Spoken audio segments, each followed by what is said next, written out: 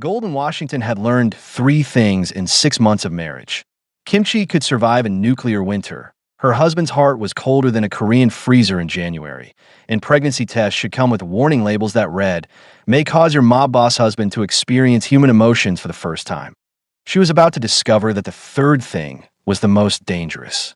Welcome, viewers. Where in the map are you watching from? Golden Washington was hiding in bathroom number 4. Not her favorite. That was bathroom 6 with the heated floors, but it had the best lock and was furthest from Tae-jun's office where he conducted his import-export business. Import-export was code for things Golden had learned not to ask about after finding a briefcase full of cash and what looked suspiciously like someone's dental records. The pregnancy test sat on the marble counter like a tiny plastic judge, its 2 pink lines delivering a verdict that would either get her deported or deleted. In the Kong family, Golden wasn't entirely sure there was a difference. Her hands shook as she picked it up again, hoping maybe she'd hallucinated the second line. She hadn't.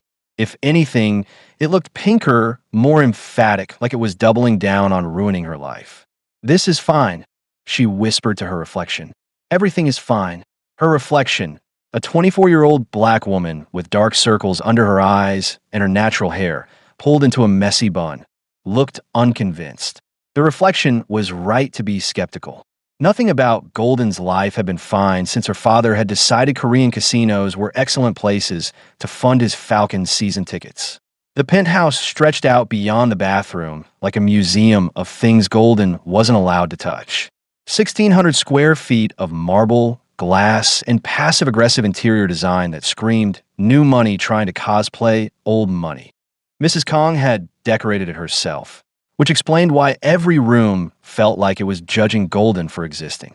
Tae-jun's mother had taste, money, and the warmth of a loan shark's collection notice. She'd picked Golden specifically because she was the most inappropriate bride imaginable, a black American woman with no connections, no money, and a father who owed them enough to buy a small country, or at least a nice condo in Gangnam. Golden had been married for 6 months, 12 days, and approximately 7 hours. She knew the exact time because she'd been counting like a prisoner marking days on a cell wall. Except her cell had a sub-zero refrigerator and a husband who looked at her like she was a parking ticket he couldn't dispute. Kang Tae-jun was 31, devastatingly handsome in that specific way that made people nervous and had the emotional range of a tax audit. His tattoos, elaborate dragons, and phoenixes crawling up both arms and across his chest were the only passionate thing about him. Golden had seen them exactly twice. Once on their wedding night when he'd changed shirts and immediately left for a business meeting, and once when he'd emerged from his bedroom at 3 a.m. looking for antacids. Their wedding night had been less honeymoon and more hostage situation with better catering. "This is a business arrangement," he'd said in perfect English, his accent barely noticeable. "You'll have your own room. We will maintain appearances in public. In private, we are strangers who share an address." Golden had nodded, relieved and devastated in equal measure.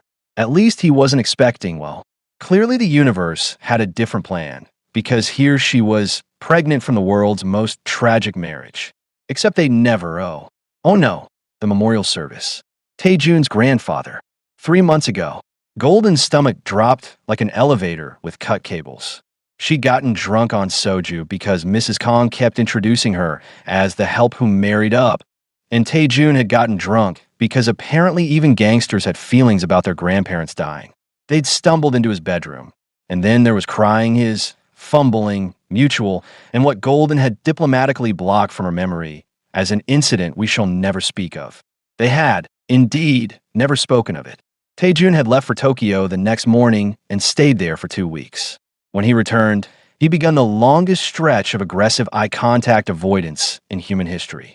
They'd perfected the art of being in the same room while occupying completely different dimensions. And now she was pregnant. Golden looked at the test again. Still positive. Still ruining her life. "Okay," she told herself. "You're a nursing school dropout. You survived your father's gambling addiction. You survived marrying into a crime family. You can survive telling your emotionally constipated mob boss husband that you're pregnant with his accidental grief baby." The pep talk would have been more effective if her voice hadn't cracked on grief baby. A knock on the bathroom door made her jump so hard she nearly dropped the test in the toilet, which would have been both symbolic and deeply unsatisfying. Golden. Taejun's voice could freeze vodka mid-pour. It was the kind of voice that made people confess to crimes they didn't commit just to make it stop being disappointed in them. I'm busy, she called back, shoving the test in her robe pocket. You've been in there for 40 minutes. Had she? Time moved differently when you were having a crisis. Golden had read that somewhere, probably on the same internet forum that had taught her to hide money in tampon boxes because men never looked there. I'm not feeling well, she said, which was technically true. Morning sickness was well into its third week of making her regret every meal she'd ever eaten. I need to discuss something. Of course he did. Taejun needed to discuss things the way sharks needed to keep swimming. Constantly, efficiently, and with complete disregard for anyone else's schedule. Can it wait? No. Golden closed her eyes. In 6 months, she learned that no in Taejun's vocabulary was less an answer and more a declaration of war against the concept of patience. She unlocked the door. He stood there looking like a Calvin Klein ad directed by the Yakuza. Black suit jacket hanging open over a white t-shirt that revealed the edge of his tattoos. His styled black hair, somehow perfect despite it being 9 a.m. on a Saturday, and an expression that suggested he'd rather be literally anywhere else. His eyes, dark and sharp enough to file taxes with, dropped to her face, then her robe, then back to her face. You look terrible, he said. Good morning to you too, sunshine. Was that sarcasm? In Golden's marriage? More likely than you'd think. Something flickered in Taejun's expression. Surprise, maybe, that his decorative wife had opinions and vocal cords. He recovered quickly, his face resetting to its default setting of vaguely annoyed CEO. My mother is coming for lunch. Golden's stomach lurched. Morning sickness or maternal-in-law sickness? The line had blurred. When? 1 hour. And you're telling me now?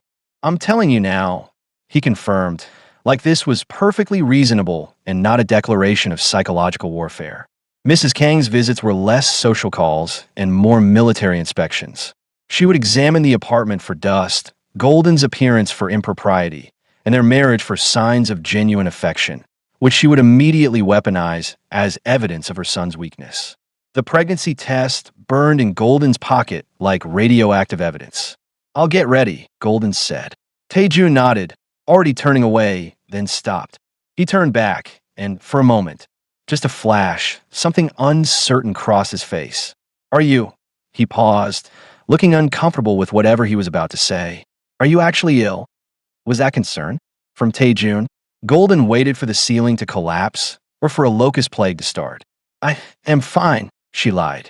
He studied her for a long moment, his analytical gaze cataloging details Golden didn't want cataloged. The circles under her eyes, the way she'd lost weight everywhere except her face, the fact that she'd been wearing the same robe for 3 days. You're a terrible liar, he said finally. Yeah, well, you're a terrible husband. So we're even? The words were out before Golden could stop them. 6 months of swallowed dignity, deportation threats, and living like an expensive ghost had apparently eroded her self-preservation instinct. Taejun's expression didn't change, but something in his eyes sharpened. He stepped closer, not threatening, just present in a way he usually wasn't. Golden could smell his cologne, something expensive that probably cost more than her old car. Is that what you think? His voice was quieter now, which somehow made it worse. Taejun yelling would have been better. This felt personal. I think, Golden said carefully, that we should both get ready for your mother's visit. He was close enough now that Golden could see the small scar above his left eyebrow, the one he'd gotten in what his brother had drunkenly referred to as the Busan incident. She'd never asked. People who asked about scars in this family tended to get uncomfortable answers. After lunch, Taejun said, "We're going to talk about everything." He turned and walked away, leaving Golden in the bathroom doorway with a positive pregnancy test, a lying problem, and a sinking feeling that everything was about to get significantly worse. She had 1 hour to shower, dress appropriately for maternal judgment, hide all evidence of pregnancy, and figure out how to survive lunch with a mother-in-law who viewed her as a living, breathing insult to the family name. The pregnancy test seemed to mock her from her pocket. This is fine, Golden whispered again.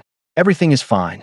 Somewhere in the penthouse, Taejun's phone rang with the ringtone he'd assigned to his mother. the theme from Jaws. Golden started laughing, then crying, then couldn't quite tell the difference anymore. Welcome to marriage, she thought. Population: 2 liars and 1 accidental baby. Mrs. Kong arrived at 12:47 p.m., which meant she was fashionably late by exactly 13 minutes. The perfect amount of time to signal importance without appearing rude.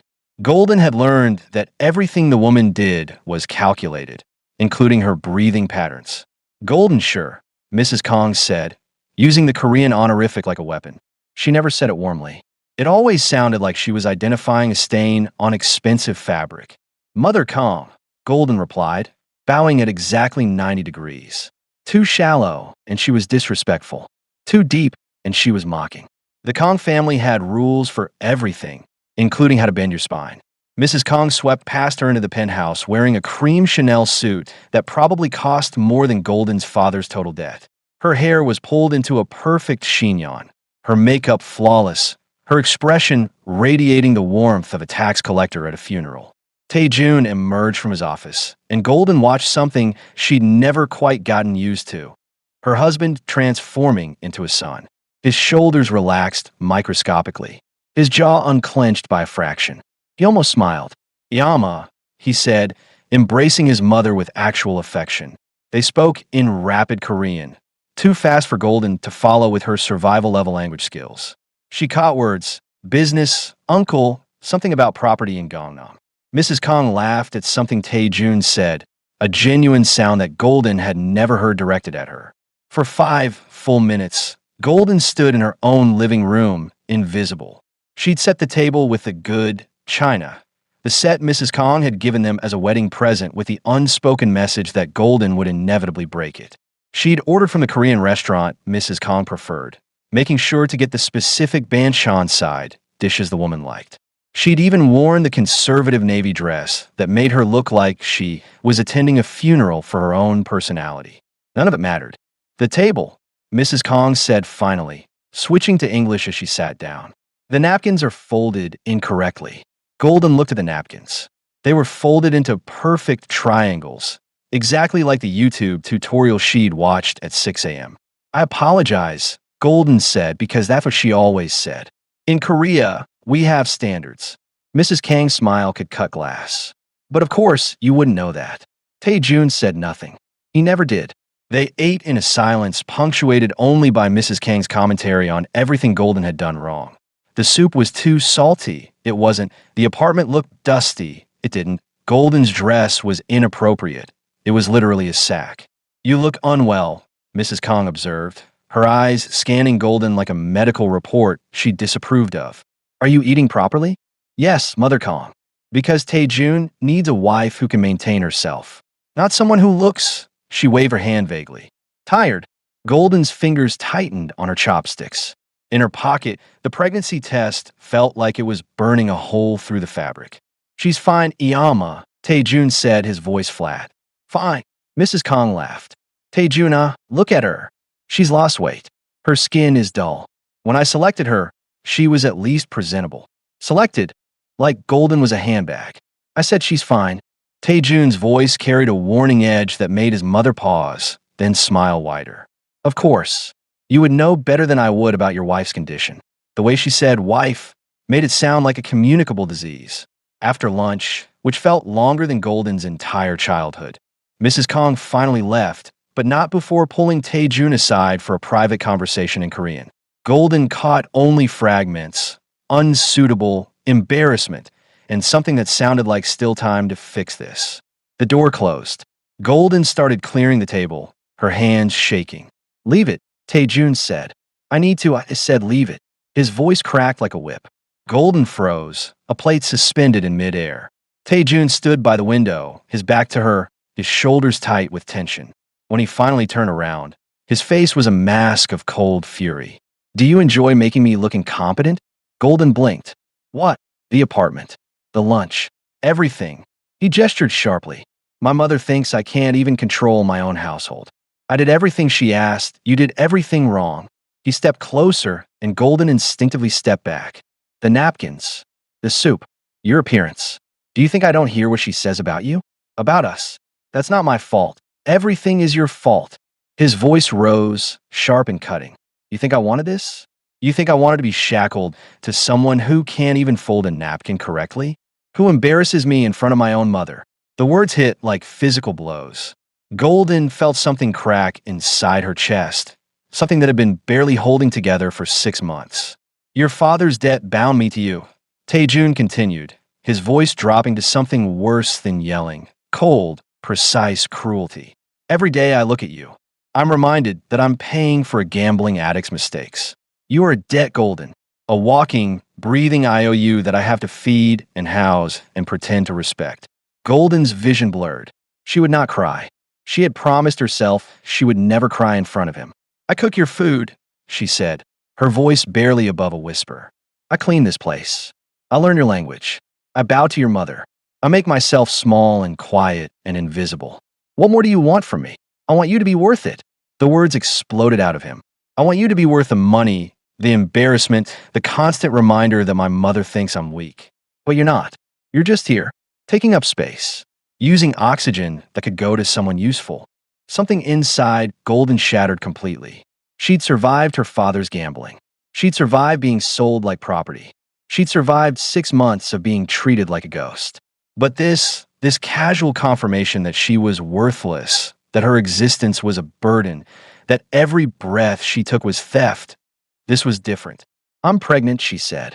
The words fell into the space between them like a grenade with the pin pulled. Taejun's expression didn't change immediately. For 3 full seconds, he just stared at her, his brain clearly trying to process information that didn't compute. What did you say? I'm pregnant. Golden pulled the test from her pocket with shaking hands and held it up like evidence at a trial. 3 months. From your grandfather's memorial service. When you were human for approximately 45 minutes. The test trembled in her grip. 2 pink lines, clear as day, undeniable as death. Taejun stared at it, then at her, then back at the test. His face went through several expressions in rapid succession. Shock, disbelief, anger, and something that might have been fear if Taejun was capable of fear. That's not possible, he said finally. Apparently your sperm didn't get the memo about our business arrangement. Condoms aren't perfect. Surprise. Golden's voice cracked. Congratulations. Your debt just got a lot more complicated. Taejun's hand rose to his face, rubbing his temples like he was trying to physically push the information out of his brain. His tattooed fingers pressed against his forehead, and Golden watched the dragons on his knuckles ripple with tension. This can't be happening, he muttered. Well, it is.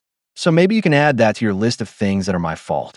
He looked at her then, really looked at her, and Golden saw something flicker in his eyes. Not anger, not disgust, something worse. Panic. My mother, he said slowly, cannot know about this. Of course. Not are you okay? Or do you need anything? Or even how did this happen? Just immediate damage control. Golden laughed. It came out broken and wrong, like a sob pretending to be humor. Your mother, right? Because that's the priority here. You don't understand? I understand perfectly. Golden threw the pregnancy test at him. It bounced off his chest and clattered to the marble floor. I'm a debt that just became a liability. I'm a mistake that made another mistake. Her voice broke completely. Taejun bent down slowly, picking up the test. He stared at it for a long moment, his expression unreadable. When he looked up, his eyes were dark with something Golden couldn't name. We'll talk tonight, he said quietly, after I think. Then he walked to his office and closed the door, leaving Golden alone in a penthouse that felt like a mausoleum. She slid down the wall, finally letting the tears come. Somewhere in her body, a cluster of cells was dividing, growing, becoming a person who would be born into this mess. A child who would inherit her father's debt, her mother's broken heart, and a family that viewed love as a ledger to be balanced. Golden wrapped her arms around her knees and cried until she couldn't breathe. This was fine. Everything was fine. Golden woke up on the bathroom floor at 2 a.m., her cheek pressed against the cold marble, her neck screaming in protest. She'd fallen asleep crying, which felt both pathetic and weirdly appropriate for her current life situation. The penthouse was silent except for the hum of the refrigerator and the distant sound of Seoul's nightlife 16 floors below. Golden pushed herself up, her body aching like she'd gone 10 rounds with reality and lost every single one. Taejun's office door was still closed. A thin line of light glowed underneath it. Of course, he was still working. The man probably had a void, emotional confrontation scheduled in his calendar between intimidate business rivals and disappoint wife. Golden's stomach growled, then immediately threatened to evict anything she might eat. Morning sickness was a liar. It happened morning, noon, and apparently at 2 a.m. when you were having a full-scale mental breakdown. She made her way to the kitchen, moving quietly out of habit. 6 months of marriage had taught her to be a ghost. Silent, unobtrusive, barely there. The kitchen was her favorite room in the penthouse because it was the only space that felt remotely like hers. Mrs. Kong had decorated everywhere else, but the kitchen she dismissed as the help's domain. Golden opened a refrigerator, its light flooding the dark kitchen like a spotlight on her misery. Kimchi, expensive Korean side dishes, leftover japchae, and, buried in the back behind Taejun's protein shakes, a box of chicken wings from the American place on the corner that delivered at midnight. She'd ordered them 3 weeks ago during a particularly bad bout of homesickness. They'd cost $30 with delivery, which felt obscene for chicken, but Golden had needed something that tasted like Atlanta, like her mother's kitchen, like a life where she wasn't someone's debt repayment plan. The chicken was probably expired. Golden ate it anyway. She was halfway through her second wing, sitting on the kitchen floor because chairs felt too optimistic when she heard the office door open. Footsteps. Taejun's expensive Italian shoes clicking against marble. Golden froze, a chicken wing suspended halfway to her mouth, sitting on the floor like a raccoon caught raiding a dumpster. Taejun appeared in the kitchen doorway. He'd removed his jacket. His white t-shirt was untucked. His hair, usually perfectly styled, was a mess, like he'd been running his hands through it for hours. The tattoos on his arms seemed more prominent in the dim light. The dragons looking like they were trying to crawl off his skin and escape this awkward situation. They stared at each other. "Are you?" Taejun said slowly. "Eating expired chicken on the kitchen floor at 2 a.m.? Are you judging my coping mechanisms?" "I'm observing them." Golden took another bite of chicken, maintaining eye contact. If he'd already decided she was worthless, she might as well commit to the bit. Taejun rubbed his face with both hands, then walked to the refrigerator. He pulled out a bottle of soju, poured 2 shots into actual shot glasses, because even drunk, he had standards, and sat down on the floor across from her. He slid 1 glass across the marble. Golden stared at it. "I'm pregnant." "I know." He picked up his glass. "You're also having a crisis. The baby will be fine for 1 shot. That's not how pregnancy works. Neither is eating expired chicken. But here we are." He downed a shot in one smooth motion, then poured another. "My accountant called." Of course he did. Because why deal with emotions when you could deal with spreadsheets? "Your father," Taejun continued, "tried to borrow more money. In Macau this time. He used your name as collateral." The chicken wing turned to ash in Golden's mouth. "What?" He told them he has a daughter married to the Kong family. Thought that would be worth another 50,000. Taejun's voice was flat, emotionless. It wasn't. Golden set down the chicken. Her hands were shaking. He's fine. Macau casinos are more professional than loan sharks. They just banned him from all their properties and sent me the courtesy notice. Taejun's jaw tightened. Because apparently I'm now responsible for monitoring your father's gambling radius. I didn't know. You never know. He poured another shot, but didn't drink it. 6 months. Do you know how many times your father has tried to use your name? Tried to borrow money, open credit cards, convince people that the Kong family will cover his debts. Golden felt like she was falling. How many? 17 times. The number hit like a physical blow. And you never told me? What would I tell you? Taejun's laugh was bitter. That your father is systematically trying to destroy what little dignity you have left? That every week I get calls from someone your father tried to scam using your connection to me? That my associates think you're in on it? I'm not, I know. He finally drank the 3rd shot.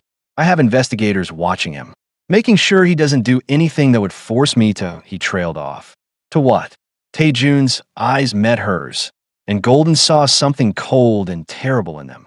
To make him disappear. The kitchen felt suddenly smaller, colder. Golden remembered that her husband wasn't just an emotionally unavailable asshole in expensive suits.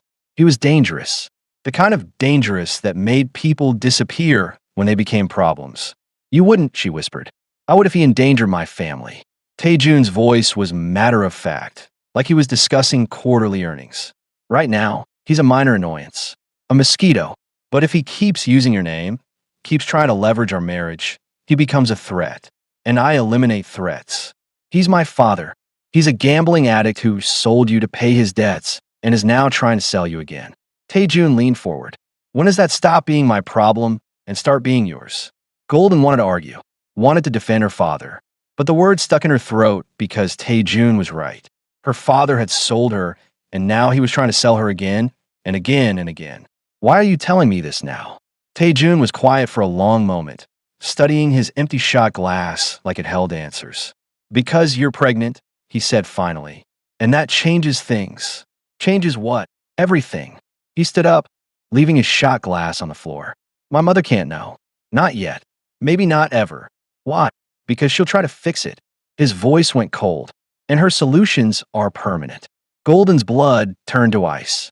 I mean, my mother has opinions about bloodlines, about family legacy, about what is and isn't acceptable. Taejun's tattooed hand clenched into a fist. She picked you as punishment for me. A wife unsuitable enough to humiliate me, but controllable enough to manage. A pregnant wife with a gambling addict father who keeps causing problems? That's not punishment anymore. That's a liability she'll want eliminated. The baby or me? Honestly, Taejun's expression was unreadable. Probably both. The expired chicken threatened to make a reappearance. Golden pressed her hand against her stomach, still flat, still hiding its secret. So what do we do? Taejun raised an eyebrow. There's a we now. There's a baby now. So yes, we. Something shifted in his expression. Surprise, maybe, that his decorative wife had grown a spine somewhere between the crying and the expired chicken. He walked to the kitchen window, staring out at Seoul's glittering skyline. The city looked beautiful from up here, like a circuit board of lights and possibilities.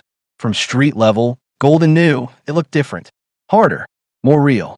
My brother, Taejun said quietly, is getting married next month. Big wedding. Family reunion. Everyone will be there. Congratulations to your brother. My mother will expect us to attend together, to play the role of happily married couple. He turned to face her. Can you do that? Can you smile and bow and pretend you don't hate me for exactly one night? Golden thought about it, about swallowing more dignity, about bowing deeper, about making herself even smaller. Then she thought about the baby growing inside her, about giving that child a chance at life, even in this mess. Yes, she said, but on one condition. Taejun's eyebrow rose again. You're negotiating now. You said I'm a debt. Fine. Let's talk about terms. Golden stood up, leaving her chicken behind. You want me to play happy wife? Then you play happy husband. No more calling me worthless. No more telling me I'm a burden. In public and private. That's not. Those are my terms. Golden's voice was steady now, stronger. You want to save face with your family? Then treat me like I'm worth saving. Taejun stared at her for a long moment. In the dim kitchen light, his tattoos seemed to move, dragons chasing phoenixes across his skin in an eternal dance of predator and prey. 1 month, he said finally, we pretend, we practice, we become convincing. And after the wedding, his smile was sharp enough to draw blood. After the wedding, we figure out how to survive my mother finding out you're pregnant. Great. A plan. Golden picked up the chicken box. I'm going to bed. Golden. She stopped at the doorway. The chicken, Taejun said. Throw it away. I'll order you fresh food tomorrow. It was possibly the nicest thing he'd ever said to her. Golden hated that it made her want to cry again. The Happy Marriage Training Program began at 6 a.m. the next morning when Taejun knocked on Golden's bedroom door like a SWAT team executing a warrant. We're going out, he announced. Golden, who had been enjoying her first decent sleep in weeks, pulled a pillow over her head. It's Saturday. Married couples go out on Saturdays. Happily married couples sleep in on Saturdays. We're practicing. The door opened. Taejun stood there in fitted black jeans and a leather jacket, looking like he was about to film a music video about emotionally unavailable men. Get dressed. We have reservations. For what? Breakfast. Golden sat up, her bonnet slightly askew, her oversized t-shirt with a faded Spelman College logo wrinkled beyond recognition. You made breakfast reservations? My assistant made them. But I'm taking you. It's what husbands do.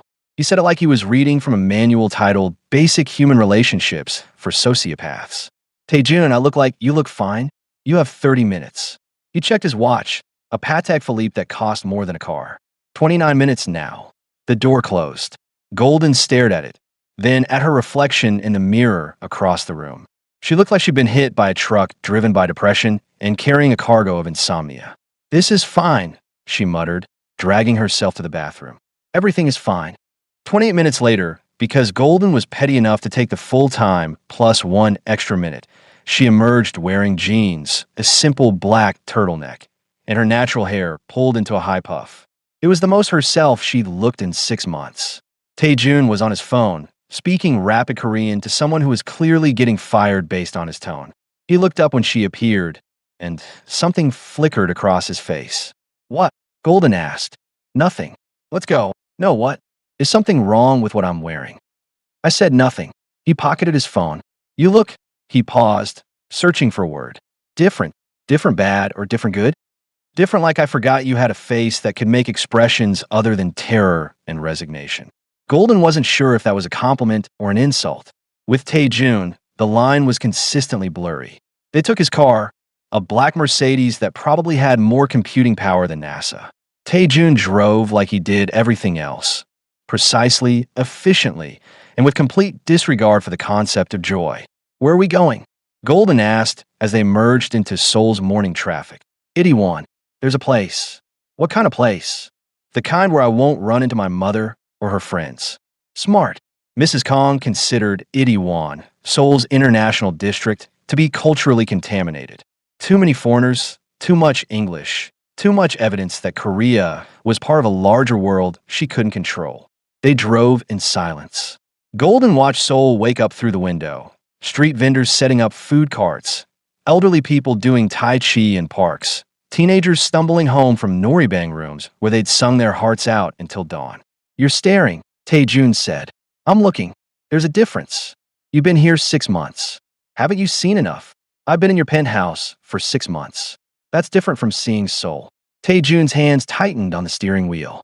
You could have gone out. Could I? Your mother made it pretty clear I'm supposed to stay invisible. Going out means being seen. I never said you couldn't leave. You never said I could. Golden turned to face him. There's a lot you never said, Taejun. Like good morning, or how are you, or hey, maybe don't spend all your time hiding in bathrooms eating expired chicken. His jaw tightened. I'm not good at this. At what? Basic human decency? At pretending. The honesty caught Golden off guard. She'd expected defensiveness, anger, maybe another lecture about how she was a walking dead. Not admission. Then why are we doing this? She asked quietly. Because the alternative is worse. He pulled into a parking spot near a small cafe with English and Korean signs. My mother destroys things she can't control.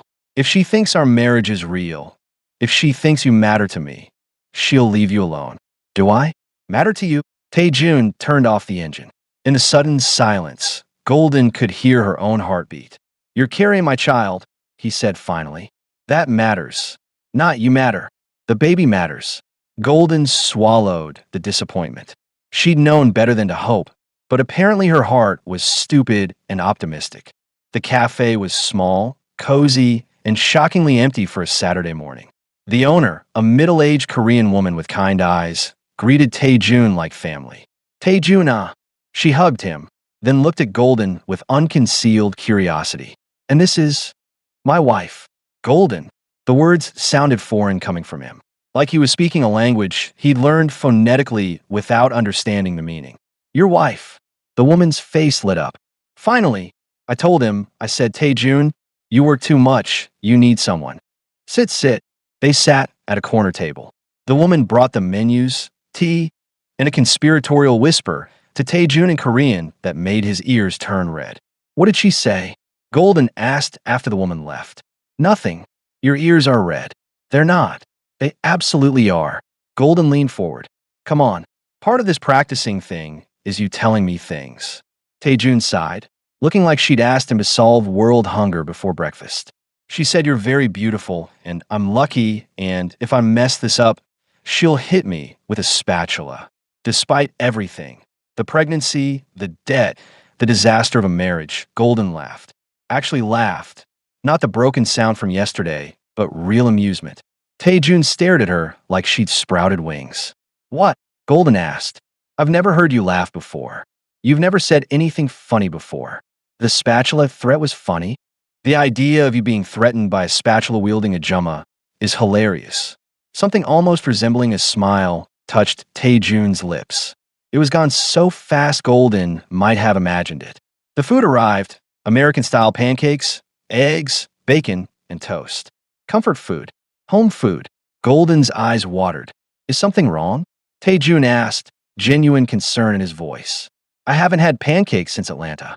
She picked up her fork. "Your mother only approves of Korean breakfast." "My mother isn't here." No, Golden cut into her pancakes. "She's not." They ate in silence. But it was different from the hostile silences of the past 6 months. This felt almost comfortable, like two people sharing a meal instead of two prisoners sharing a cell. Halfway through breakfast, Taejun's phone buzzed. He glanced at it, and his expression darkened. "What is it?" "Nothing. We're practicing honesty, remember?" Taejun set down his phone, his jaw tight. "Your father. He's in the hospital." Golden's fork clattered to her plate. "What?" "Minor injuries. He tried to run when the Macau casino's collectors found him in Busan." Taejun's voice was clinical, detached. "Twisted his ankle fleeing downstairs." Very dramatic. "Is he okay?" "He's fine." Whining about how everyone's against him, probably. Taejun picked up his coffee. "My people are watching him, making sure it doesn't escalate. I should call him." "No, Taejun. He's my father. He's a liability who will use your concern to manipulate you into giving him money you don't have so he can lose it in another casino." Taejun's eyes were hard. "That's not a father. That's a parasite with a good origin story." The words were cruel. They were also, Golden realized with sick certainty, completely accurate. She thought about her childhood, her father missing birthdays for poker games, her mother working double shifts to cover his losses, the electricity getting shut off while he swore this time would be different. Her mother had died of a stress-induced heart attack when Golden was 19. The doctors said it was genetic. Golden knew better. "I hate him," she whispered. "Good. That's not good, Taejun. He's still my father." "Biologically, yes. Functionally." Taejun leaned back. "He stopped being your father when he sold you to cover his debt." Golden wanted to argue, wanted to defend the man who'd raised her, taught her to ride a bike, told her bedtime stories. But that man had died years ago, replaced by someone who saw his daughter as an ATM with a heartbeat. "If you want to survive my family," Taejun said quietly, "you need to understand something. Loyalty is a transaction.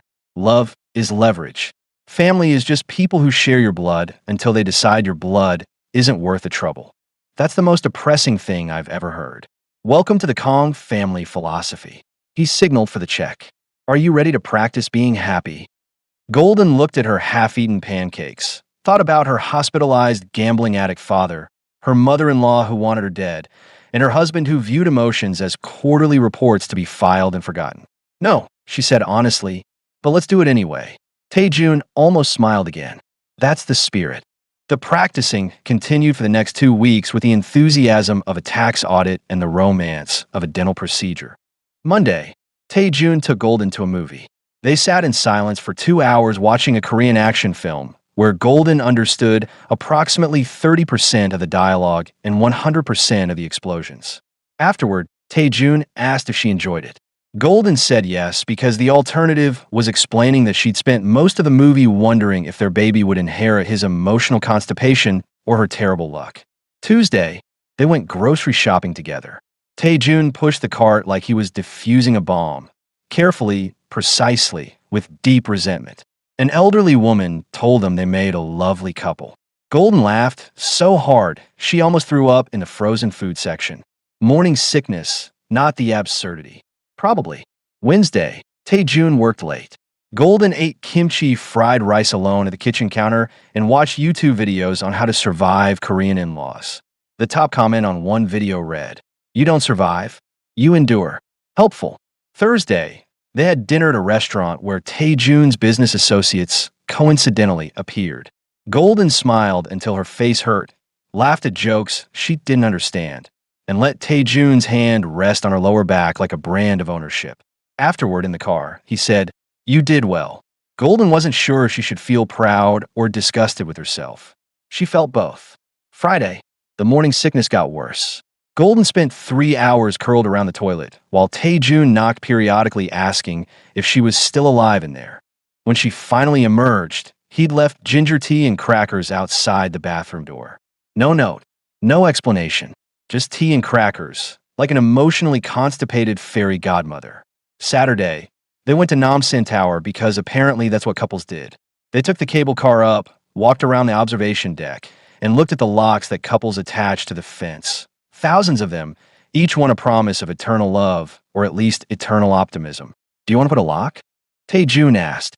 Golden stared at the locks, each one inscribed with names and dates and hearts and forever. "No," she said. "Let's not lie to a fence." Tae-jun's mouth twitched. Fair enough. They stood there, looking out at Seoul, sprawling beneath them like a circuit board of possibilities, and Golden felt the baby flutter for the first time. Just a tiny movement, like a goldfish bumping against a bowl. She gasped. "What?" Tae-jun turned to her, instantly alert. "What's wrong?" "Nothing. I just—" Golden pressed her hand to her stomach. "I think I felt the baby move." Tae-jun stared at her hand, like it was a complex mathematical equation. "Already? Isn't it too early? I'm almost 4 months. It's called quickening." Golden had been reading every pregnancy book she could find, hiding them under a mattress like they were contraband. "It's normal. Can I?" He stopped himself, looking uncomfortable. "Can you what?" "Nothing. Forget it." Tae-jun. He shoved his hands in his pockets, looking anywhere but at her. "Can I feel it?" The question hung between them like something fragile. Golden took his hand, tattooed, strong, covered in dragons that seemed to shimmer in the afternoon light, and placed it on her stomach, over her sweater, over the tiny life they'd accidentally created during a night of grief and soju. They stood like that for a full minute. The baby didn't move again. Of course it didn't. Babies had terrible timing. "I don't feel anything," Tae-jun said. "Yeah, baby's camera shy." He left his hand there anyway, and Golden pretended not to notice that he was holding his breath. Sunday night, 2 days before his brother's wedding, Tae-jun knocked on Golden's bedroom door at 11 p.m. "We need to talk about Wednesday," he said. Golden looked up from her phone where she'd been Googling how to fake happiness at a Korean wedding. The results were not encouraging. "What about it?" "My entire family will be there. Uncles, aunts, cousins, my grandmother." He leaned against the doorframe. "They're going to ask questions." "What kind of questions?" "How we met. How I proposed. When we're having children." He paused on that last one. The usual interrogation disguised as conversation. "What do we tell them?" "The truth." At Golden's expression, he clarified. "A version of the truth. We met through family business. I was immediately taken with you." He said it like he was reciting a grocery list. "We married quickly because when you know, you know." That's the worst love story I've ever heard. You have a better one. Literally anything would be better. "We met when he bought me to cover my father's gambling debts," has more romantic tension. Tae-jun almost smiled. He'd been almost smiling more lately. Golden had started counting them like small victories. "Fine. You write the story. Really, you're better at lying than I am." I'm not sure if that's a compliment or an insult. "Both." He walked into her room, the first time he'd been inside since their wedding night. His eyes scanned the space, her books stacked on the nightstand, her laptop open on the bed, her clothes draped over the chair because she'd stopped pretending to be perfect. "We met at a charity event," Golden said, surprising herself. "You were there for business. I was volunteering. You spilled wine on my dress. I would never be that clumsy." "Fine. I spilled wine on your suit." "Better. You were annoyed." "I was mortified. But then we started talking, and you made me laugh." Golden was warming to the story now, building a fantasy version of them. "You asked for my number. I said no because I don't date men who wear suits that cost more than my rent." Accurate assessment. "But you persisted. You showed up at the charity the next week with coffee and an apology. We talked for 3 hours. You told me about your family business, the legal parts." "There are legal parts?" "We're telling a story. Tae-jun, work with me." Golden sat up straighter. "You took me to that cafe in Itaewon. The one with the Ajumma who threatened you with a spatula." That's real, though. I know. That's why it's believable. Golden's voice softened. You proposed on Namsen Tower. No lock because I said grand gestures were overrated. Just you, me, and the city lights. Taejun was quiet for a long moment, his expression unreadable. That's a good story, he said finally. It's a lie. All the best love stories are. Golden wanted to ask what he meant by that, but he was already walking toward the door. Taejun, he paused, his hand on the doorframe. At the wedding, Golden said carefully, how affectionate do we need to be? His jaw tightened. What do you mean? Do we hold hands? Do you put your arm around me? Do we? She couldn't say kiss. The word stuck in her throat. We do what feels natural. Nothing about this feels natural. Then we fake it. He met her eyes. We've been faking everything else. What's one more performance? After he left, Golden sat in the dark, her hand on her stomach where the baby had fluttered earlier. Your parents are disasters, she whispered. But we're trying. That count for something, right? The baby didn't answer. Babies were terrible conversationalists. Golden's phone buzzed. A text from an unknown number. Asterisk, your husband thinks he can protect you. He's wrong. A friend. Asterisk, her blood turned cold. She screenshot the message and walked to Taejun's office. The door was open. He sat at his desk, surrounded by papers and laptop screens, looking like a general planning a war. Taejun. He looked up, saw her face, and immediately stood. What happened? She showed him the message. His expression went from concern to lethal in half a second. He took her phone, his jaw clenching as he read. When did this come? Just now. He was already dialing. Jin Ho. I need a trace on a number. Now. Yes, now. I don't care what you're doing. He rattled off a number in Korean, then hung up. It's probably nothing, Golden said, not believing it. It's not nothing. Taejun's voice was cold, controlled fury. Someone is watching us. Someone wants you scared. Mission accomplished. He looked at her then, really looked at her, and something shifted in his expression. I meant what I said at Namsen Tower, he said quietly. You didn't say anything at Namsen Tower. Exactly. He stepped closer. I didn't say that I'd protect you. I didn't promise you'd be safe. I didn't tell you that anyone who threatens you becomes my problem. Taejun, but I'm saying it now. His tattooed hand reached up, brushing a strand of hair from her face.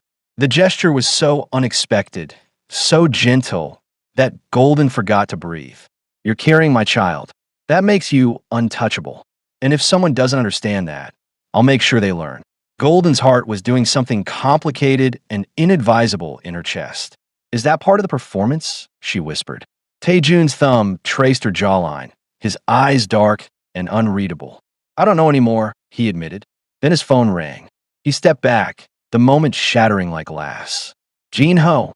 He listened, his expression darkening. I see. Thank you. He hung up and looked at Golden. The number is registered to a burner phone. Purchased in Busan 3 days ago. Busan. Where Golden's father was in the hospital. You think my father? No, Taejun's voice was certain. But I think someone is using him. Someone who wants to hurt you to hurt me. Who? Taejun's smile was sharp and dangerous. That's what I'm going to find out. The wedding was being held at the Shilla Hotel, which was less a venue and more a declaration of wealth that could be seen from space. Golden stood in front of the bathroom mirror in their penthouse, adjusting her dress for the 17th time. It was a deep emerald green, Taejun's choice. He'd had it custom-made, delivered 3 days ago with a note that read, Green looks good on you. Don't argue. TJ. She hadn't argued. Mostly because he was right. The dress was gorgeous, fitted at the top, flowing at the bottom, with just enough fabric to hide her barely their baby bump. The color made her skin glow, made her look like she belonged in rooms where chandeliers cost more than houses. You look beautiful. Golden jumped. Taejun stood in the doorway, wearing a midnight blue suit that probably cost more than a semester at nursing school. His hair was perfectly styled, his tattoos hidden under expensive fabric, his diamond earring catching the light. He looked like money, danger, and a cologne advertisement had a baby. You look, Golden searched for a word. Expensive.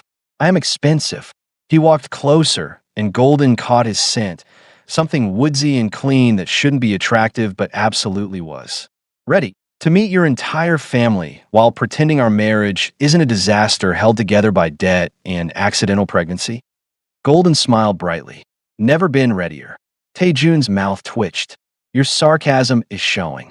Consider it my emotional support system. He reached into his jacket and pulled out a small velvet box. Golden's heart did something stupid. What is that? Insurance. He opened it, revealing a ring. Simple, elegant, with a diamond that could probably end world hunger. You've been wearing the wedding band for 6 months. My family will notice if there's no engagement ring. Taejun, that's not real. He cut her off quickly.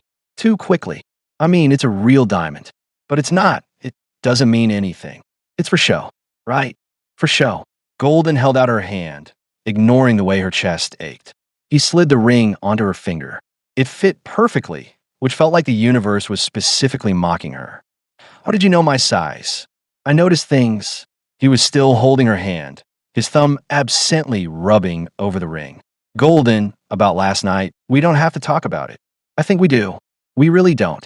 Golden pulled her hand back gently. Someone threatened me. You said you'd protect me. That's enough. Is it? Golden wanted to say no. Wanted to ask if the gentle way he'd touched her face meant something. If the ring on her finger was really just for show. If somewhere in the past 2 weeks he'd started seeing her as more than a debt with a pulse. But asking those questions felt dangerous. Like walking toward a cliff in the dark. We should go, she said instead. Don't want to be late to your brother's happiness. Taejun studied her for a moment longer, then nodded. Let's survive this. The Shilla Hotel's grand ballroom looked like someone had sneezed money and it had landed in the most ostentatious pattern possible. Crystal chandeliers, silk drapes, flower arrangements that probably cost more than Golden's first car, and everywhere. Asterisk everywhere asterisk, the Kong family. They descended on Taejun like well-dressed sharks, smelling blood in the water. Taejun, an uncle clapped him on the back. And this must be the famous wife. Famous, right? Famous like a scandal. Like a mistake that made the news. Golden smiled and bowed. Hello, I'm Golden. Golden, the uncle's wife, dripping in Dior and judgment. Looked her up and down. What an unusual name. Very American. Because I'm American, Golden said sweetly. Yes, we heard. The woman's smile could freeze summer. How adventurous of Taejun. Taejun's hand found Golden's waist, pulling her closer. The gesture was possessive, protective, and sent electricity down her spine. My wife, he said, his voice carrying an edge, is the best decision I've ever made. The lie was so smooth, so convincing, that Golden almost believed it. The uncle laughed nervously. Of course, of course. Young love, very beautiful. They moved through the crowd like that. Taejun's hand on her waist, Golden's smile plastered on, both of them playing roles in a performance that felt increasingly real and terrifying. How are you holding up? Taejun murmured in her ear during a lull. I've smiled so much my face hurts. I'm pretty sure 3 people have already judged my dress, my hair, and my entire existence. And someone asked me when we're having children, which was fun. What did you say? That we're enjoying being newlyweds. Golden kept her smile fixed as another aunt approached. Also, your Aunt Me's son touched my hair without asking. She did what? Touch my hair. Asked if it was real. I said yes, and asked if her face was real. She hasn't talked to me since. Taejun made a sound that might have been a laugh or a cough. You insulted my aunt. She violated my personal space. Consider it even. Remind me never to make you angry. Too late. You made me angry on day 1 and maintained it for 6 months. Fair point. They were interrupted by Taejun's brother, Minjun, who looked like a younger, happier version of Taejun. Less dragon tattoos, more golden retriever energy. Hyung. He pulled Taejun into a hug, then turned to Golden with a smile that could power a small city. You must be Golden. I've been dying to meet you. Finally, someone who didn't look at her like she was a stain on the family tree. Minjun, Golden said, bowing. Congratulations on your wedding. Thank you. And congratulations on marrying this grump. He elbowed Taejun playfully. How do you stand him? Alcohol helps, Golden deadpanned. Minjun burst out laughing. I like her, Hyung. Don't mess this up. I'm trying not to, Taejun said, and something in his voice made Golden look at him sharply. He was looking at her with an expression she couldn't quite read. Something soft, something almost real. Minjuna, a woman called from across the room, presumably his bride. Coming. He squeezed Taejun's shoulder. Take care of each other, okay? You both look like you need it. After he left, Golden and Tae-jun stood in companionable silence, watching the wedding chaos swirl around them. Your brother seems nice, Golden said. He is. Too nice for this family. Tae-jun's voice carried something like regret. He got out early, went into legitimate business. My mother never forgave him. For being happy, for being weak. Tae-jun's jaw tightened. In our family, happiness is weakness. Love is leverage. And choosing anything other than power is betrayal. That's a terrible way to live. It's the only way I know. Golden wanted to say something to tell him that it didn't have to be that way, that people could change, that maybe they could be different. But then Mrs. Kong appeared like a designer-clad nightmare. Tae-jun Golden. Her smile was sharper than broken glass. What a lovely couple you make. Yama. Tae-jun's entire body tensed. Mrs. Kang's eyes swept over Golden, pausing at her waist, her face, her hands, cataloging, analyzing, judging. You look well, Golden. Almost glowing. Her smile widened. Have you been eating properly? It wasn't a question. It was a probe. A test. Yes, Mother Kong, Golden said carefully. Your son makes sure I'm well fed. Does he? Mrs. Kang's gaze shifted to Tae-jun. How domesticated. How unlike you. People change, Yama. Do they? She tilted her head. Or do they simply get better at pretending? The question hung in the air like a threat. If you'll excuse us, Tae-jun said, his hand tightening on Golden's waist. We should find our seats. Of course. We'll talk later. Mrs. Kang's eyes locked onto Golden's. There's so much I want to discuss with my daughter-in-law. So many questions I have about her future with this family. She glided away, leaving behind the scent of expensive perfume and barely veiled threats. Golden exhaled shakily. She knows. No, she suspects. Tae-jun guided her toward their table. There's a difference. Not a big one. Big enough. He pulled out her chair. We stick to the plan. We smile. We survive. Golden sat down, her hand instinctively moving to her stomach. Across the room, Mrs. Kong was watching them, her expression calculating. And in Golden's purse, her phone buzzed with a new text from the unknown number. Asterisk, she knows about the baby. 3 days until she acts. Run. Asterisk Golden's blood turned to ice. Tae-jun noticed immediately. What is it? She showed him a message onto the table. His face went absolutely still, the kind of still that preceded violence. We're leaving, he said quietly. We can't. Your brother will understand. Tae-jun stood, helping Golden up. I'm not gambling with your life. Tae-jun, if we leave now, it'll confirm your mother's suspicions. I don't care. His eyes were hard, determined. Let me be very clear, Golden. I will burn this entire family to the ground before I let anyone hurt you or our child. My mother, my uncles, my entire legacy. None of it matters more than keeping you safe. Golden stared at him, her heart doing acrobatics. Is that part of the performance? She whispered. Tae-jun cupped her face with both hands, his thumbs brushing her cheeks, his eyes intense. No, he said simply. It's not. Then he kissed her, in front of his entire family, in front of his mother, in front of everyone who thought their marriage was a business arrangement and nothing more. He kissed her like she mattered, like she was real, like somewhere between the expired chicken and the Namsan Tower and the threats in the dark. She'd become something more than a debt. When he pulled back, the ballroom had gone silent.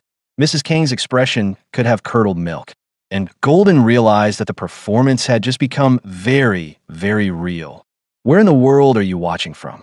The drive back to the penthouse was silent, except for the sound of Tae-jun's hands gripping the steering wheel hard enough to leave imprints. Golden could practically see the calculations running through his head. Threat assessments, contingency plans, and probably a few creative ways to make people disappear. Say something, Golden finally whispered. I'm thinking. You've been thinking for 20 minutes. My anxiety can't take much more silence. Tae-jun's jaw tightened. I'm thinking about how to keep you alive while simultaneously planning my mother's professional humiliation. That's oddly specific. I'm an organized person. He took a sharp turn. That text means someone inside my family is helping you. Someone who knows my mother's plans. Or someone setting a trap. Also possible. He glanced at her, which is why we're not running. Running confirms guilt. Instead, we're going on offense. What does that mean? Tae-jun's smile was sharp enough to draw blood.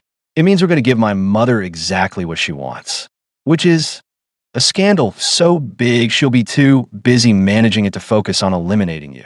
Golden's stomach dropped. Taejun, I don't think, trust me. He reached over, squeezing her hand. The gesture was becoming familiar, almost natural. I've been playing my mother's game since I was old enough to walk. I know how she thinks. And how does she think? She thinks I'm weak because I kissed you in public. She thinks that kiss proved she's right, that you've made me soft, emotional, controllable. His eyes glinted dangerously. So we're going to lean into that. Make her think she's won. And while she's busy celebrating her victory, I'll be dismantling her power base piece by piece. That sounds like a terrible plan. It's a perfect plan. Those two things aren't mutually exclusive. Taejun almost smiled. Your sarcasm is showing again. It's my defense mechanism. Sue me.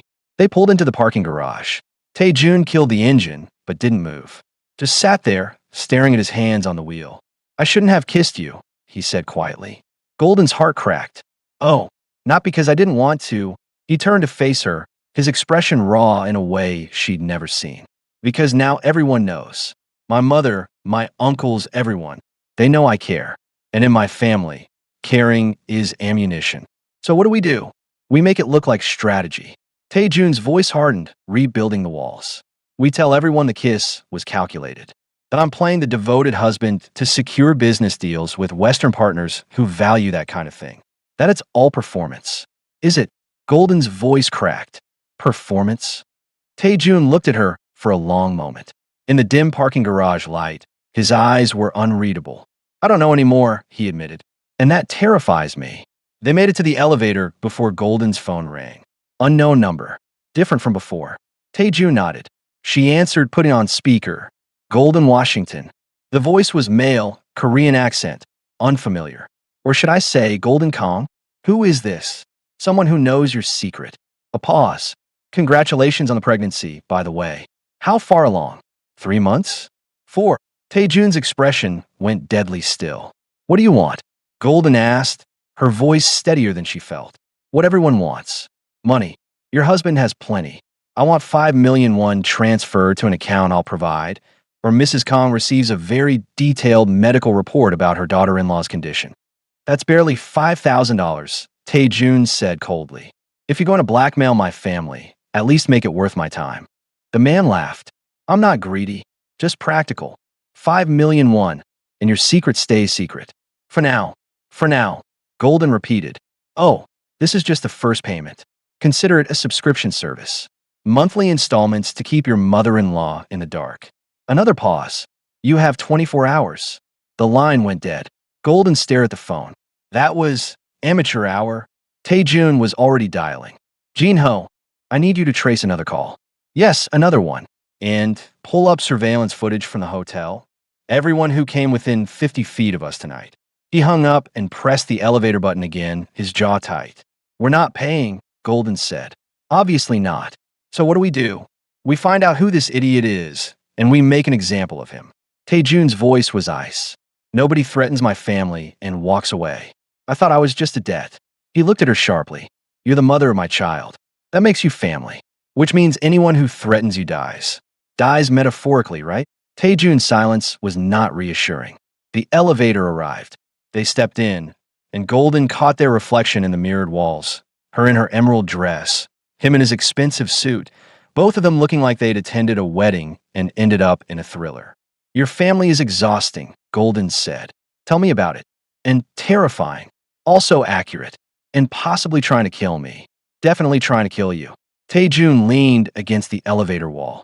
But they'll have to go through me first. And I'm significantly harder to kill than I look. Is that supposed to be comforting? Is it working? Weirdly, yes. The elevator opened to their floor. Taejun's phone buzzed immediately. Jinho. He listened, his expression darkening. You're sure? Okay. Send me everything. He hung up and looked at Golden. The call came from inside the hotel. Specifically from the West Wing service corridor. Meaning someone at the wedding made that call. Someone who was close enough to see us, to notice details. His eyes narrowed. Someone of my family. Golden's blood went cold. Your mother? No, she wouldn't outsource. If my mother wanted to blackmail someone, she'd do it herself, in person, while maintaining perfect eye contact. He pulled out his phone, scrolling through something. But someone else, someone who benefits from chaos in our marriage. Who? Tae-jun showed her his phone. Security footage from the hotel corridor. A figure in a suit, face partially hidden, making a phone call at exactly the right time. My uncle Sung-min. Tae-jun's voice was flat. My mother's younger brother. The one who's been trying to take over family operations for the past 5 years. Why would he blackmail us? Because if my marriage falls apart, my mother looks weak. If she looks weak, he can challenge her position. Tae-jun's smile was predatory. He's using you to destabilize her. Two birds, one very stupid stone. So what do? We play his game. We pay the ransom. But I said we're not paying him. Tae-jun's eyes glinted. We're paying a decoy account that Jin-ho will set up. One that traces back to Uncle Sung-min himself. Make it look like he's been embezzling from family accounts. Golden stared at him. That's brilliant. I was going to say slightly terrifying, but sure, let's go with brilliant. My mother will destroy him for stealing from the family. And while she's busy doing that, she'll be too distracted to focus on you. He cupped her face gently. Sometimes the best defense is a well-orchestrated implosion. Your family is so messed up, says the woman whose father gambled her into this situation. Touché. They stood in the hallway, the weight of multiple threats and conspiracies hanging between them. Tae-jun, Golden said quietly. Yeah, that kiss. At the wedding. She met his eyes. Was any part of it real? He was quiet for so long that Golden thought he wouldn't answer. Then he stepped closer, close enough that she could feel the heat radiating from him, smell his cologne, see the fine details of his face, the small scar above his eyebrow, the slight asymmetry of his eyes, the fullness of his lips that had been on hers just an hour ago. All of it, he said simply. Every second. Golden's breath caught. But you said I lied. His thumb traced her jawline. I've been lying for weeks. To my mother, to my family, to myself. But not about this. Not about how every time you laugh, I want to hear it again. Not about how you eating expired chicken at 2 a.m. was the most real thing I'd seen in years. Not about how the thought of anyone hurting you makes me want to burn the world down. Tae-jun, I know it's inconvenient. I know it's complicated. I know I've been terrible to you. Golden kissed him. She kissed him in the hallway of their penthouse, with threats hanging over their heads and blackmail schemes in motion, and his entire family probably plotting their destruction. She kissed him because sometimes love was inconvenient and complicated and absolutely terrible timing. And because somewhere between the debt and the baby and the death threats, she'd fallen for the emotionally constipated mob boss who brought her ginger tea and bought her dresses and looked at her like she mattered. When they broke apart, Tae-jun was smiling. Actually smiling. Not the almost smile, but a real, genuine, devastating smile. That was shut up, Golden said. Don't ruin it by talking. Yes, ma'am. His phone buzzed. Reality crashing back in. Jin-ho says the trap is set, Tae-jun said, reading the message. Uncle Sung-min will receive payment confirmation in the morning. By afternoon, my mother will have traced it back to him. And then we watched the fireworks. He pulled Golden toward their apartment door. From a safe distance. I thought you didn't do safe distances. I'm learning. He unlocked the door. You're a terrible influence on me. Back at you. They stepped inside, and for the first time in 6 months, it felt like home. The fireworks started at 9 a.m. the next morning when Mrs. Kang's Bentley screeched into the parking garage like a bat out of designer hell. Golden was making breakfast. Actual breakfast, not just crackers and nausea, when Tae-jun's phone exploded with calls. She knows, he said, reading messages. Uncle Sung-min's accounts have been frozen. My mother's lawyers are already drawing up papers. That was fast. She doesn't waste time when it comes to betrayal. Tae-jun showed her a text from his mother. Asterisk emergency family meeting. Now, bring your wife. Asterisk. Oh good, Golden said flatly. A family meeting. My favorite activity after dental surgery and food poisoning. You don't have to come.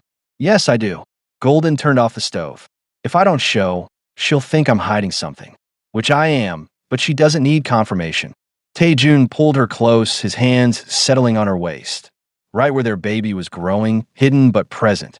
If anything feels wrong, we leave. I don't care what she says. Promise? Promise. The Kong family mansion made the penthouse look like a studio apartment. It sprawled across 2 acres in Gangnam, all traditional Korean architecture mixed with obscene wealth. Golden had been here exactly once for their wedding reception, which had felt more like a funeral for her dignity. Mrs. Kong sat at the head of a long table in the formal dining room, looking like a queen about to order executions. Uncle Sung-min stood in the corner, flanked by 2 large men who were definitely not there for decoration. Tae-jun, Mrs. Kang's voice could freeze lava. Golden, sit. They sat. It seems, Mrs. Kong began, her eyes on her brother, that we have a thief in the family. Uncle Sung-min's face was pale. Sister, I can explain. Explain how 5 million appeared in your account? How you've been systematically stealing from family operations. She smiled, sharp and terrible. Please, enlighten us. I didn't. This is a setup. His eyes darted to Tae-jun. This is your doing. My doing.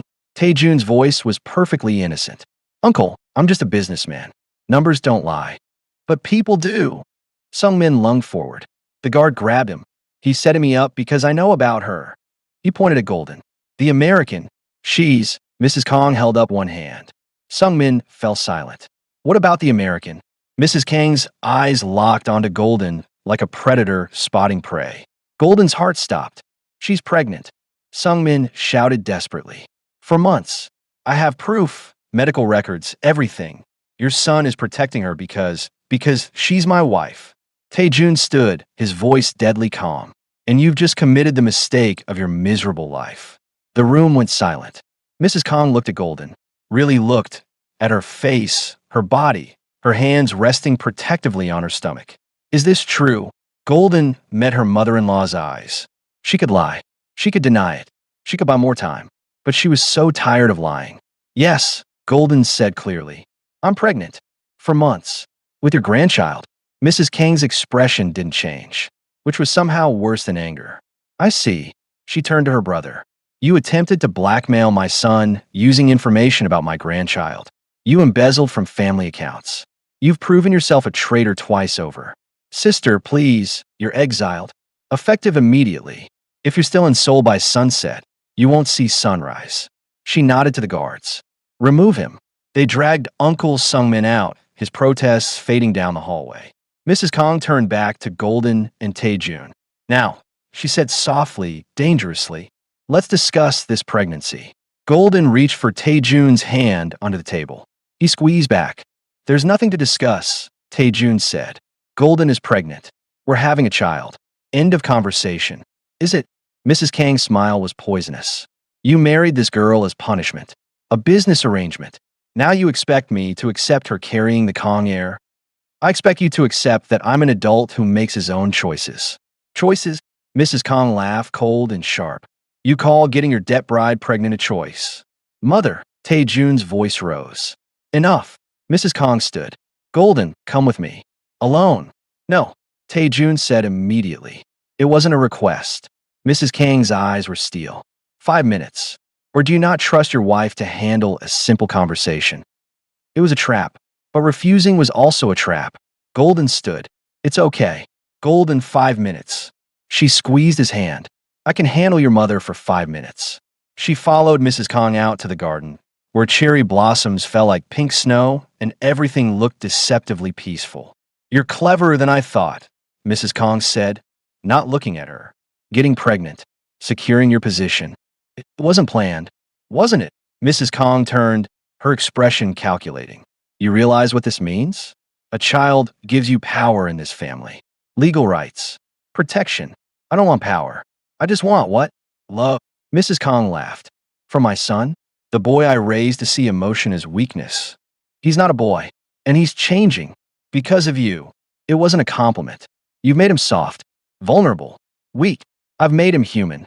Mrs. Kong stepped closer, her voice dropping to a whisper. Listen carefully, girl. That baby you're carrying? It's the only reason you're still breathing. But children grow up. And when that leverage is gone. She didn't finish. She didn't need to. Are you threatening me?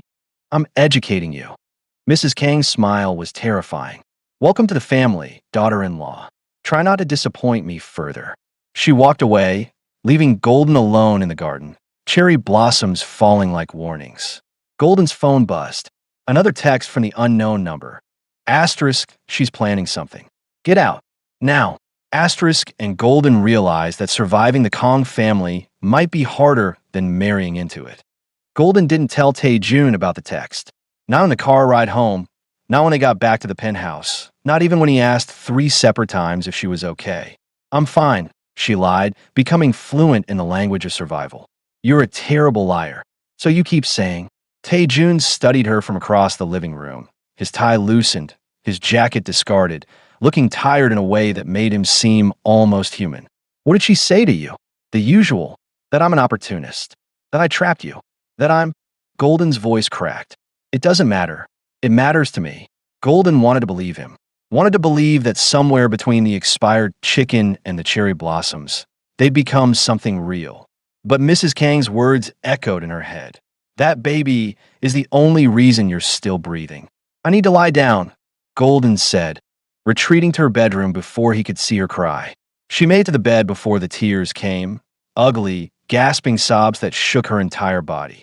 She cried for her mother, who died from stress, for her father who'd sold her like property, for the baby growing inside her who would be born into this mess, for herself, trapped in a gilded cage where love was leverage and family was warfare. Her phone buzzed. The unknown number.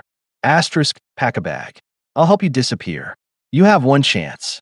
Asterisk. Golden stared at the message. Someone was offering her escape. Freedom. A life where she wasn't a debt or a pawn or a vessel for the Kong heir. All she had to do was run. She started crying harder. A knock on her door. Golden. She didn't answer. I'm coming in. Tae-jun entered without waiting, closing the door behind him. He saw her on the bed, makeup ruined, dress wrinkled, utterly destroyed, and something in his expression cracked. What did she say to you? His voice was dangerous now. What did my mother say? That the baby is the only reason I'm alive. Golden wiped her face. That when the leverage is gone, so am I. Tae-jun went absolutely still. The kind of still that preceded earthquakes. She threatened you. She educated me. Her words. I'll kill her. He said it matter-of-factly, like he was discussing the weather. I will actually kill my own mother. Tae-jun, no. He crossed to the bed, kneeling in front of her. Nobody threatens you. Not my mother. Not my uncles. Not anyone. Do you understand me? Your mother controls everything. Your money, your business, your I don't care. His hands cupped her face, forcing her to meet his eyes. Listen to me very carefully. My mother built an empire on fear and control. She thinks that makes her untouchable. But she forgot one thing. What? I'm her son. I learned from the best. His smile was sharp and terrible. And I'm better at this game than she'll ever be. What are you going to do? Why should have done years ago? Tae-jun stood, pulling out his phone. I'm going to take everything from her. Every business deal, every alliance, every piece of power she's spent decades accumulating. And I'm going to use it to build something better. Tae-jun, you can't just... Watch me. He was already dialing. Jin-ho, activate the contingency. Yes, all of it. I don't care if she's my mother. Do it now. He hung up and turned back to Golden. What contingency, she asked. 6 years ago, I started documenting everything. Every illegal deal, every bribe, every threat. I kept it all as insurance. Never thought I'd actually use it. His jaw tightened. But she threatened you. She threatened our child. That changes everything. She'll retaliate. Let her try. Tae-jun sat on the bed beside her. By morning, her bank accounts will be frozen. Her business partners will receive anonymous tips about her operations. Her lawyers will be too busy defending her to attack you. This is insane. This is war. He took her hand. And I choose you. I choose our baby. I choose the possibility of something better than this. He gestured vaguely at the penthouse, the wealth, the empire built on fear, toxic legacy. Golden stared at him. You're really going to destroy your own mother? I'm going to free myself from her. His thumb traced circles on her palm. There's a difference. Is there? I hope so. For the first time since she'd known him, Tae-jun looked uncertain. Vulnerable. I'm betting everything that there is. Golden's phone buzzed again. The unknown number. Asterisk, last chance. The car leaves in 30 minutes. East parking garage. Asterisk, she picked up the phone, and Tae-jun watched her carefully. What is it? Golden made a decision. She showed him the messages, all of them. The threats, the warnings, the offer to help her disappear. Tae-jun read them, his expression growing darker with each message. Someone's been helping you. He looked up. Someone who knows my family's plans. Someone close. Ooh, I have an idea. He stood, pacing. But first, are you going to take their offer? What? The car. The escape. Freedom from all of this. He met her eyes. I wouldn't blame you if you did. Golden thought about it. About running. About raising their baby somewhere safe. Somewhere far from Mrs. Kang's reach. About never seeing Tae-jun again. No, she said firmly. I'm not running. Why not? Because someone has to teach this baby that love isn't leverage. That family isn't warfare. She stood crossing to him. And apparently, that someone is us. Tae-jun pulled her into his arms, holding her like she was something precious. Something worth keeping. I don't deserve you, he whispered into her hair. Probably not. Golden wrapped her arms around him. But you stuck with me anyway. Good. He kissed the top of her head. Because I'm not letting go. Outside, in the east parking garage, a black car waited. Inside the penthouse, two broken people held each other and chose to fight instead of flee. And somewhere in the Kong mansion, Mrs. Kong received the first lawsuit of many, her empire beginning to crumble. Golden's phone buzzed one last time. Asterisk brave choice. I hope you survive it. Your brother-in-law, asterisk Minjun. The golden retriever brother. The one who got out early. He'd been helping her all along. Golden smiled through her tears. Maybe, just maybe, they had a chance. 3 months later, Golden stood in the nursery of her new apartment. Smaller than the penthouse. Warmer, with windows that actually opened and let in air that didn't taste like money and menace. Tae-jun was assembling a crib with the determination of a man who dismantled a criminal empire and thought furniture would be easier. He was wrong. This piece doesn't fit, he muttered, holding up two identical-looking parts. That's because you're holding the same piece twice. He looked at his hands, then at her, then back at his hands. I've negotiated million-dollar deals. I've orchestrated corporate takedowns. Why is Swedish furniture defeating me? Because IKEA is the final boss of adulting. Golden lowered herself into the rocking chair. Slowly, carefully, because she was 7 months pregnant and felt like a beautiful whale. Want me to read the instructions again? The instructions are lies written by sadists. So, basically your family? Tae-jun snorted. My family wishes they were as organized as IKEA. The past 3 months have been chaos. Beautiful, terrifying, necessary chaos. Mrs. Kang's empire hadn't just crumbled, it had imploded. Federal investigations, frozen assets, business partners fleeing like rats from a sinking ship. She'd been arrested twice, released on bail both times, currently fighting 17 different lawsuits. Tae-jun had systematically dismantled everything she'd built, then taken the pieces and built something new. Legitimate businesses, legal operations, a company that didn't require people to disappear. His mother had called him a traitor. He'd called her a tyrant. They hadn't spoken in 73 days. Golden had stopped counting at 73. Do you miss her? Golden asked quietly. Tae-jun paused, a screwdriver in his hand. I miss the mother I thought I had. The one from bedtime stories and childhood memories. But that woman was gone long before I burned her empire down. He resumed working on the crib. Do you miss your father? Same answer. Golden's hand rested on her stomach, where their daughter was currently practicing kickboxing. I miss the fantasy, not the reality. Her father had called exactly once in 3 months, asking for money. Tae-jun had answered, told him Golden was dead to him, just like he was dead to her, and hung up. It should have hurt more than it did. We're going to be terrible parents, Golden said. Probably. Tae-jun finally got 2 pieces to connect. But we'll be terrible together. That counts for something, does it? He looked at her then, really looked the way he'd been looking at her more often lately. Like she was a person, not a problem. Like she was chosen, not acquired. You stayed, he said simply. When you could have run, when someone offered you escape, you stayed. That counts for everything. Minjun had been their secret guardian angel, feeding them information, offering exit strategies, prepared to help Golden disappear if she'd wanted. Instead, he'd stood by them as they'd taken down Mrs. Kong, testifying about family crimes he'd witnessed, burning bridges he could never rebuild. He was coming over for dinner tonight. He and his wife, who just found out they were pregnant too. Cousins, due 3 months apart. A new generation untainted by the Kong family legacy. I have something for you, Tae-jun said. setting down the screwdriver. If it's another prenatal vitamin lecture, I swear, it's not. He pulled a small box from his pocket.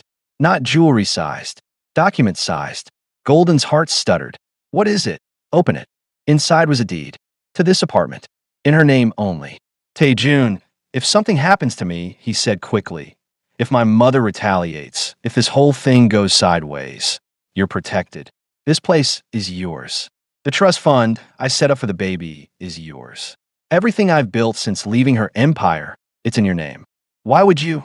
Because 6 months ago, you were a debt, a burden, a problem I inherited. He knelt in front of her chair, taking her hands. Now you're my wife, my partner, the mother of my child, and I love you. The words hung in the air like something fragile and new. Say that again, Golden whispered. I love you. His thumbs traced circles on her palms. I'm terrible at it. I'll probably mess it up constantly. But I love you, Golden. For real. Not for show. Golden was crying again, but this time it was the good kind. The kind that felt like release instead of breaking. I love you too. She cupped his face. Even though you're emotionally constipated and can't build IKEA furniture. Those are my best qualities. They're really not. He kissed her, and it tasted like possibility. Like second chances. Like two broken people building something whole. The baby kicked, hard enough that Tae-jun felt it against his stomach. She's strong, he said, his hands spreading over Golden's belly. She's gonna have to be. With us as parents. Golden smiled. What should we name her? Something hopeful. Tae-jun thought for a moment. Hope. 2 on the nose. Joy. We're not that optimistic. Fair point. He grinned. A real grin, the kind that transformed his face. Phoenix. Golden laughed. Because we rose from the ashes of your family's empire? Exactly. That's the most extra thing I've ever heard. Is that a yes? Golden looked around the nursery. Pale yellow walls, unfinished crib, boxes of baby clothes waiting to be organized. Their disaster of a life, slowly becoming something beautiful. Phoenix, Washington Kong, she said. It's perfect. That night, they had dinner with Min Jun and his wife.